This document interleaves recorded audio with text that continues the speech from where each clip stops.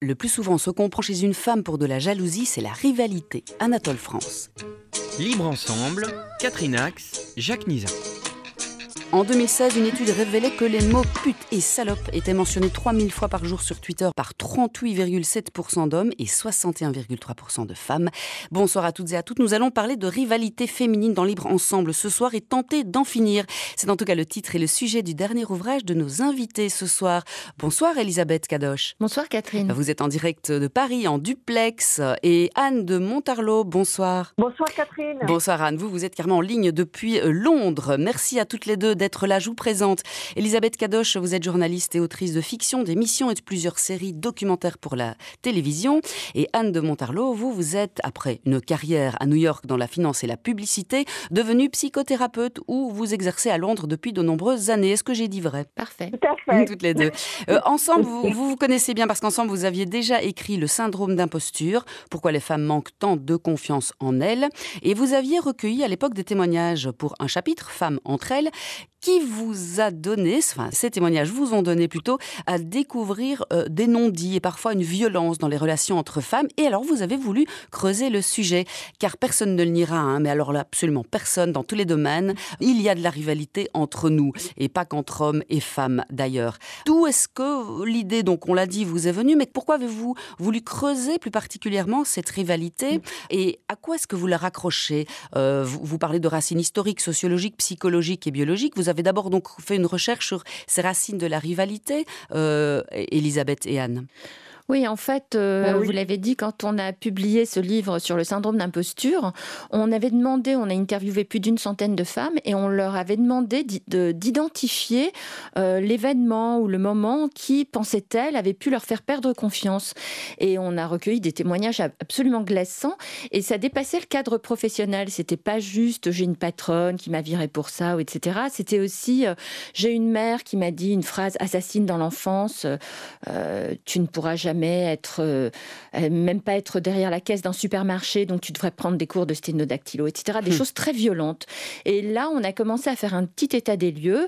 On a recueilli un peu de littérature. Alors, il y en avait plus dans le domaine professionnel, mais on s'est rendu compte que cette rivalité, elle s'infiltrait dans tous les domaines, c'est-à-dire à la fois dans le domaine intrafamilial, entre mère et fille, entre sœurs, et puis entre amis, et pas seulement entre femmes au travail. Donc voilà, on a voulu vraiment explorer ça. Donc, d'une part, on a cherché les raisons, c'est ce que vous évoquiez, psychologique, historique, etc. Et puis, on a cherché surtout de quelle manière elle s'exprimait. Voilà. Anne, vous êtes psychothérapeute, je suppose vous le voyez aussi dans votre cabinet lorsque vous recevez hommes ou femmes. Et ça ne date pas d'hier, cette rivalité. Vous dites d'ailleurs toutes les deux qu'on est pétri d'images, les hommes d'images de gladiateurs, de chevaliers, et les femmes, elles n'ont pas eu droit à ce récit-là. Donc, vous opposez vraiment rivalité masculine que l'on appelle presque compétition, presque saine, on va dire, à une rivalité féminine auquel nous, on n'a pas vraiment eu droit, puisque les femmes, on nous a toujours demandé d'être un peu douces. Pourtant, de la rivalité, il y en a dans tous nos contes. Mais absolument, et c'est pour ça qu'on a écrit ce livre aussi, pour en fait poser le problème et puis commencer à expliquer comment gérer en fait tous ces sentiments un petit peu difficiles de rivalité, de compétition, d'ambition, de jalousie, d'envie, parce que en réalité c'est inévitable. Et comme vous l'avez souligné, les hommes, eux, ils apprennent de façon historique, etc., très tôt à gérer ça. On peut même dire qu'à l'heure actuelle, même dans la cour de récréation, ils sont beaucoup plus embrigadés à ça, ils sont entraînés à ça, ils ont le sport. Ils fonctionnent aussi à travers un système hiérarchique où très vite, ils veulent gravir les échelons. Et donc, ils s'en fichent un petit peu d'être aux soins des autres, alors que les filles, elles sont élevées avec vraiment le diktat de la douceur, d'être gentilles, d'être bien sages, etc. Donc, on dit souvent que les garçons, ils sont élevés un petit peu face à face, alors que les filles, c'est un peu côte à côte. Elles ont une posture beaucoup plus émotionnelle. Et donc, on a du mal à gérer ça. En plus, ce n'est pas du tout accepté par la société. Ce qu'on avait vu aussi dans le premier bouquin, dans le premier livre, où on demande aux femmes d'avoir confiance, d'être combatives, d'avoir confiance en elles, mais pas trop, sinon elles deviennent autoritaires. Donc, les femmes, malheureusement, elles ont du mal à gérer ça. Elles ont les mêmes sentiments que les hommes, c'est humain. mais elles ont des stratégies, malheureusement, en général, de passif-agressif. C'est-à-dire par derrière, du commérage, en excluant, en rejetant, en faisant du harcèlement. C'est pas frontal, c'est pas comme les garçons. Et puis le problème, c'est que ça empêche à la victime de réagir promptement, parce que c'est très sournois quand on est attaqué avec du passif agressif. Et c'est comme ça qu'elles expriment le conflit. Elles n'ont pas droit à la colère. Donc voilà, c'est beaucoup plus compliqué. D'où rivalité. Mais pourquoi est-ce que finalement, historiquement, sociologiquement, nos sociétés nous ont interdit à cette compétition comme les hommes? C'est à nouveau pour contrôler, mettre la main sur les femmes, pour leur demander de rester à leur place, à leur position, donc de douceur, de mère de famille, que sais-je? Oui, absolument, bien sûr. C'est vrai qu'historiquement, les femmes, elles étaient dévolues à la maternité, au foyer.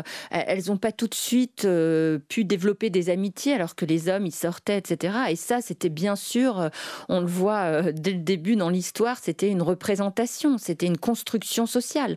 C'est les femmes vont s'occuper de leur foyer, les hommes vont aller ramener de quoi manger à la maison.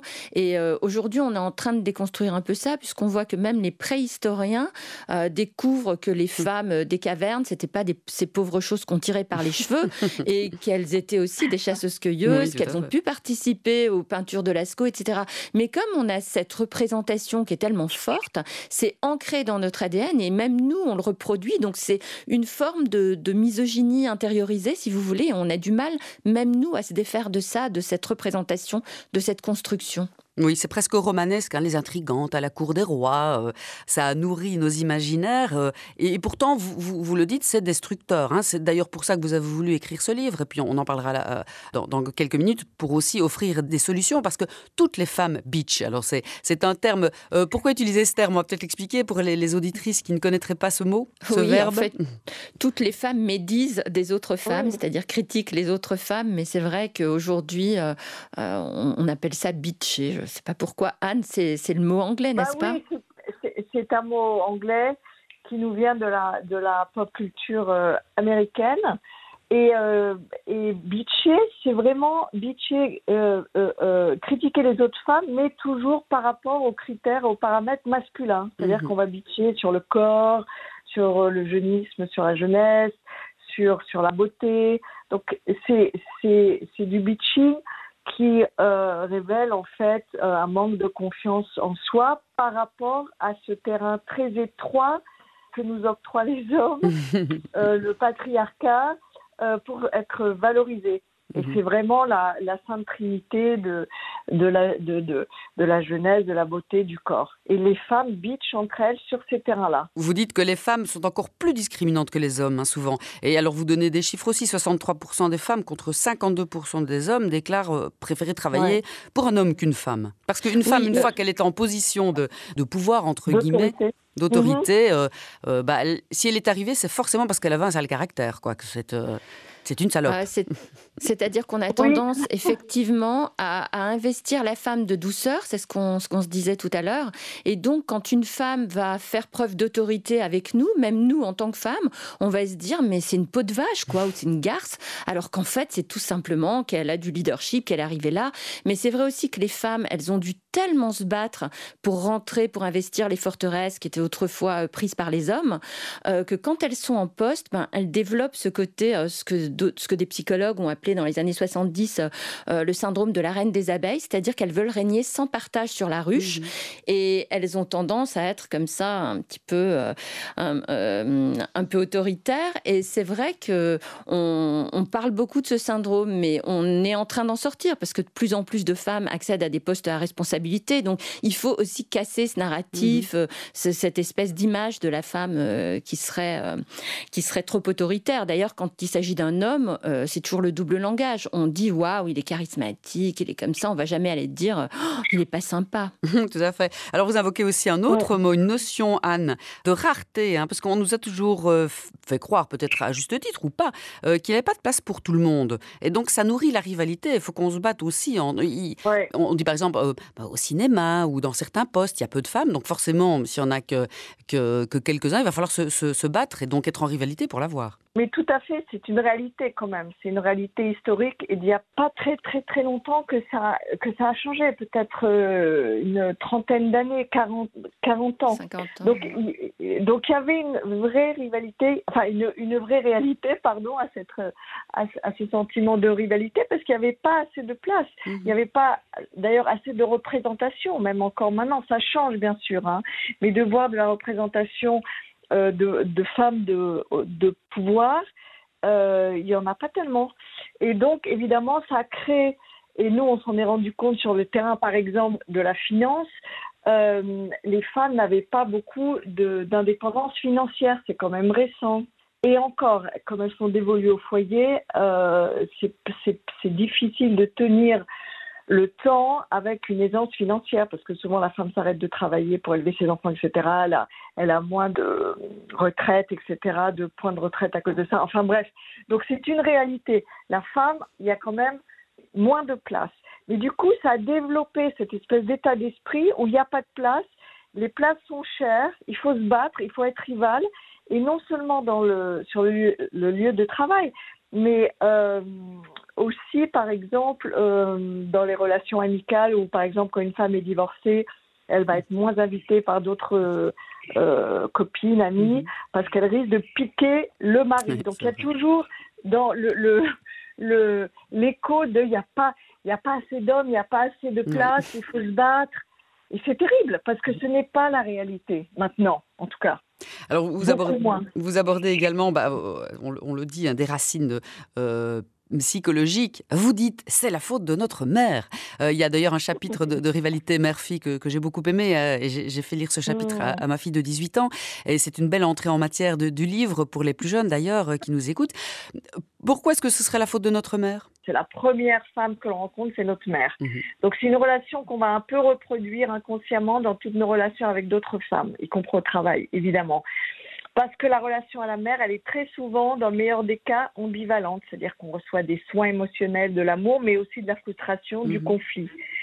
Donc là où ça s'opère au début sur un mode un petit peu fusionnel, la fille va devoir petit à petit s'éloigner pour trouver son autonomie. Donc, il y a toujours ce rapport ambivalent.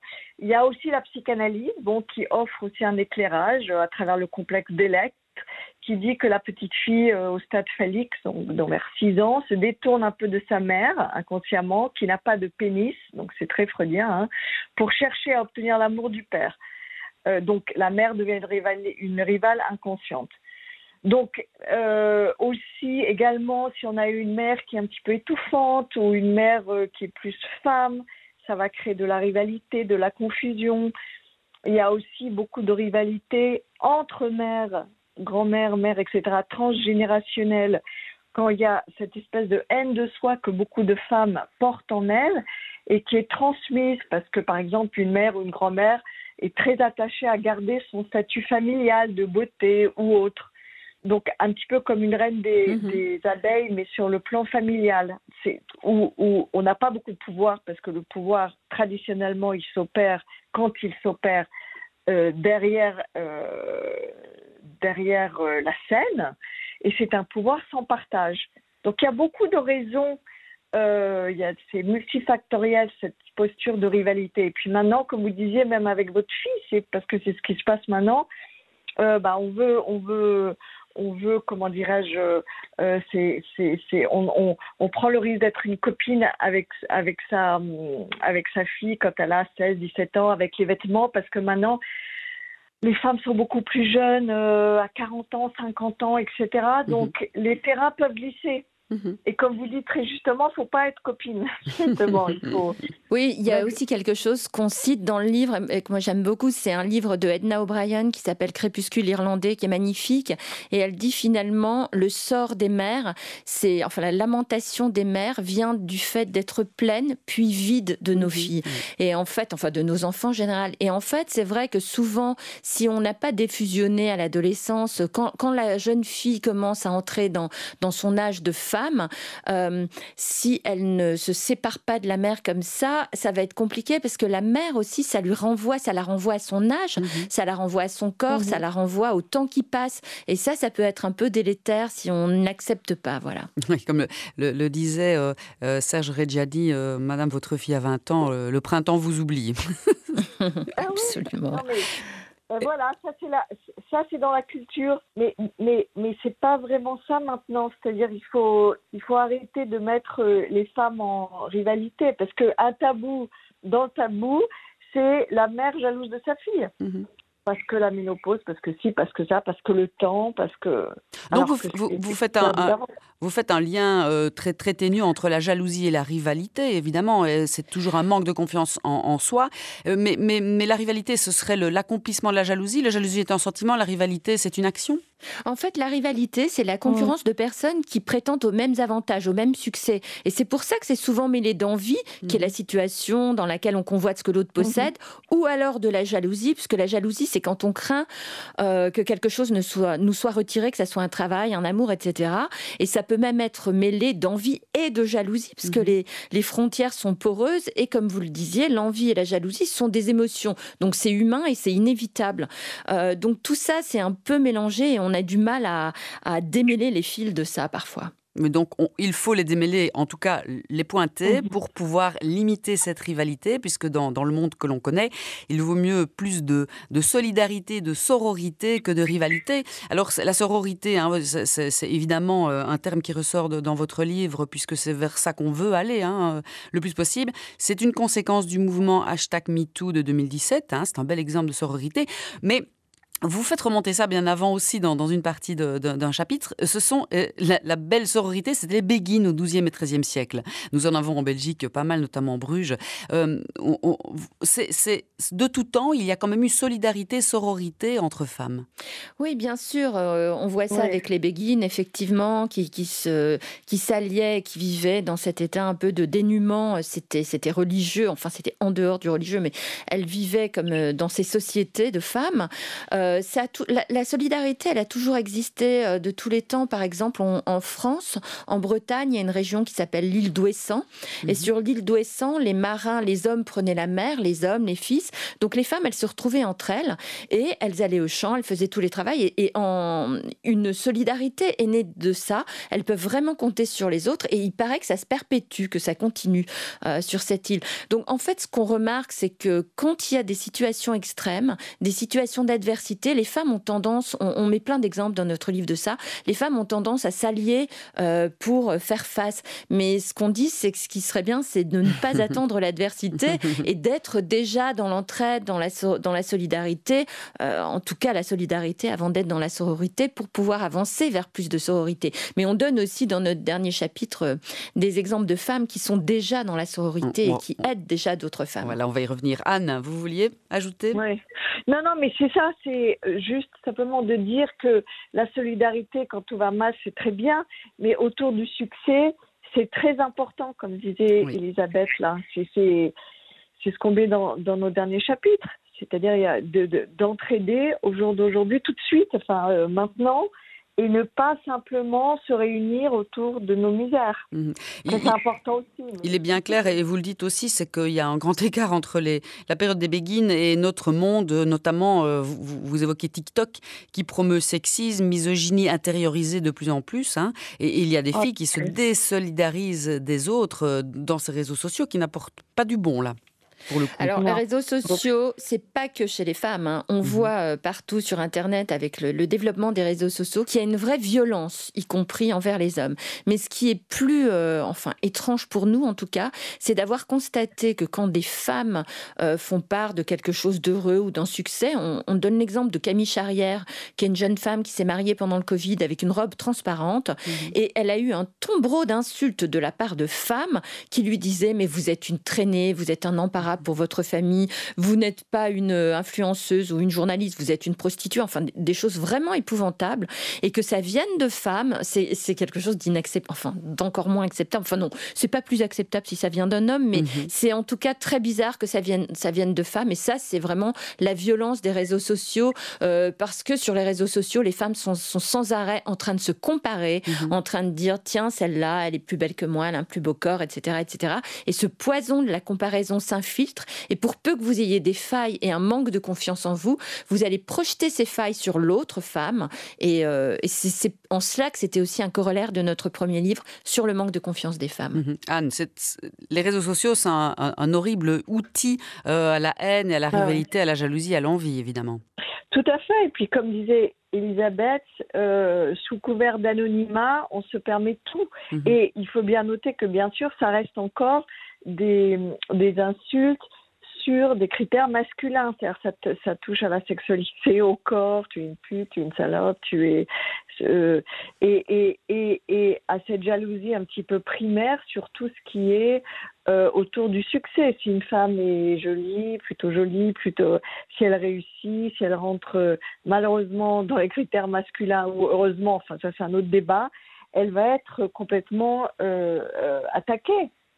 Elle va être vitriolée. Donc, c'est vraiment une forme de misogynie intériorisée très violente. Parce que la violence, chez les femmes, elle s'exprime malheureusement par le passif agressif, par tout ce qui est... toute leur intelligence émotionnelle se retourne contre les femmes. Oui, donc rumeurs, vilains mots et pas un gros coup de poing dans la cour comme les garçons à l'époque. Voilà. Parce qu'on a appris comme ça. Donc évidemment, avec les réseaux sociaux, c'est la porte ouverte à tous ces écarts. Alors, vous le rappelez, puis vous allez proposer des pistes, parce que la sororité, et vous le dites, elle est incluante. Donc, elle offre plus de solidarité. D'ailleurs, on voit qu'il y a souvent plus de solidarité chez les minorités. Ce côté incluant, c'est évidemment ce que la laïcité préconise aussi, liberté, égalité, solidarité, pour pouvoir faire des citoyens, des citoyennes de demain qui s'entraident face au monde qui s'écroule, en quelque sorte. Ce qui est très important par rapport à la façon d'être un peu plus incluante et un peu moins critique, c'est d'accepter déjà nos contradictions internes. On peut être bienveillante et jalouse à la fois. Enfin, on peut dire je t'aime, etc. Je suis proche de toi, je t'admire. Enfin, mais comme les femmes, et les hommes aussi, ont des temporalités différentes. On peut réussir à la maternité, par exemple, si c'est ce qu'on valorise. Et notre amie peut être jalouse parce qu'on est tombé enceinte avant. Et elle le souhaite. Donc, c'est normal d'être jalouse. Il faut accepter tout ça.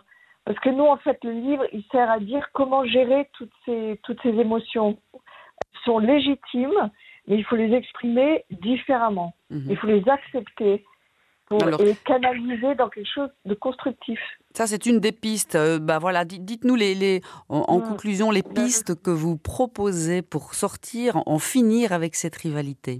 Comme disait Anne, commencer par l'accepter, c'est déjà la moitié du chemin. Savoir que c'est humain, que c'est normal de ressentir un peu de jalousie. Et d'ailleurs, il y a toutes les chances que si vous dites à votre ami je suis hyper heureuse pour toi que tu aies ce boulot, mais je suis un peu jalouse parce que ça me renvoie à moi qui ne réussit pas et tout, il y a toutes les chances pour qu'elle vous rassure et que ça se règle très vite.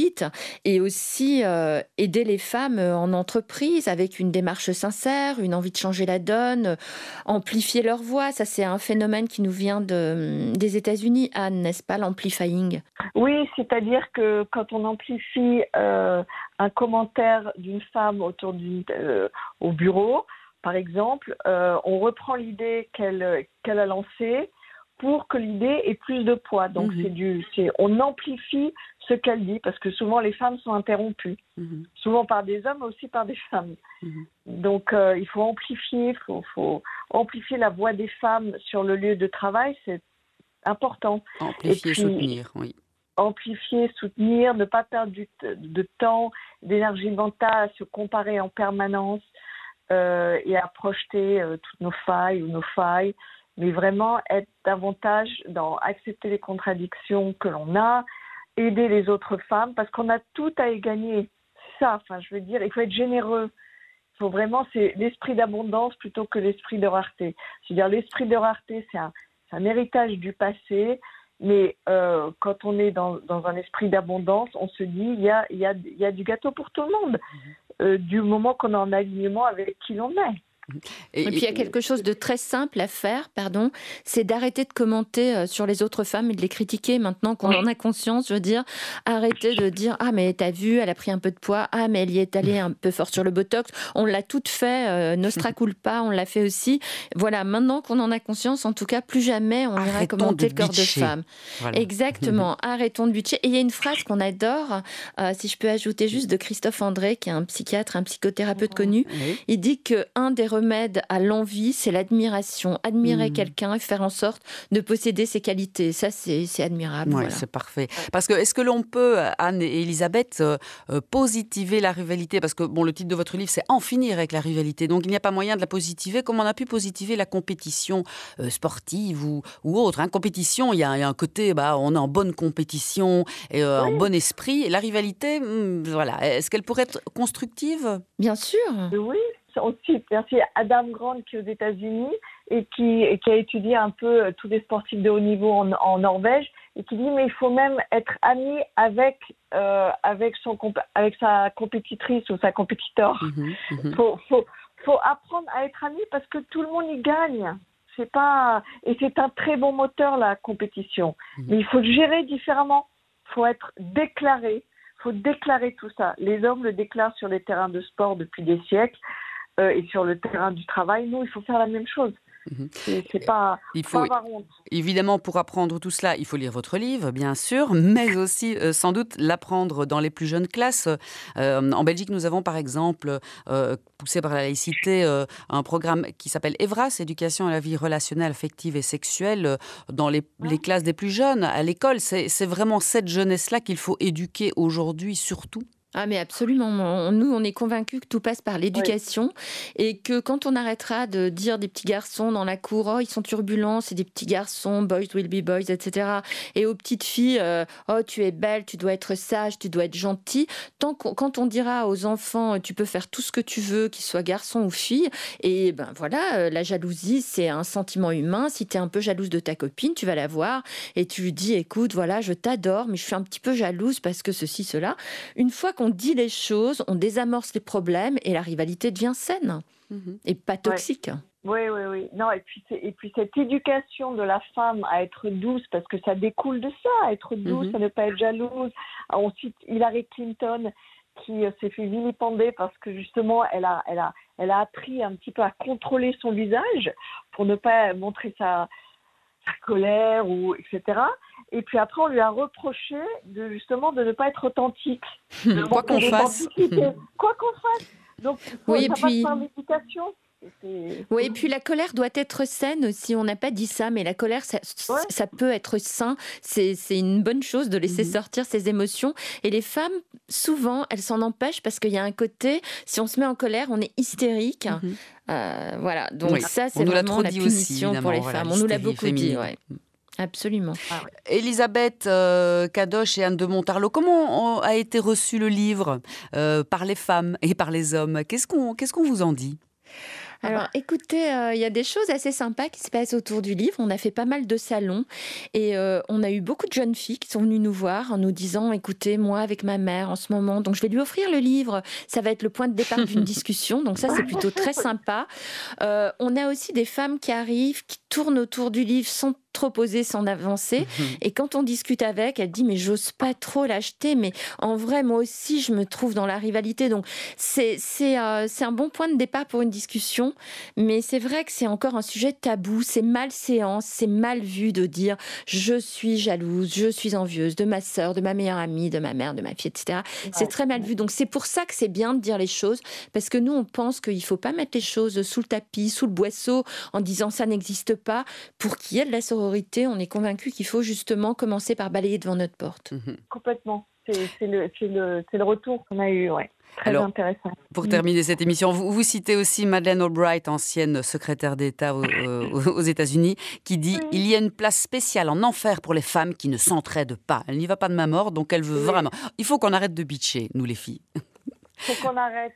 Surtout qu'on bitch par rapport à des critères qui ne nous appartiennent pas. Exactement. Donc, Mais merci beaucoup. Donc, ce livre, En finir avec la rivalité féminine, Elisabeth Cadoche et Anne de Montarlot, aux éditions Les Arènes, à se procurer évidemment d'urgence. Merci à vous d'avoir été en duplex et au téléphone depuis Londres et Paris ce soir avec nous. Merci à vous. Merci Catherine. Merci. Merci Catherine. À tout bientôt et on se retrouve la semaine prochaine pour un autre rendez-vous de la rivalité. Bonne soirée à tous.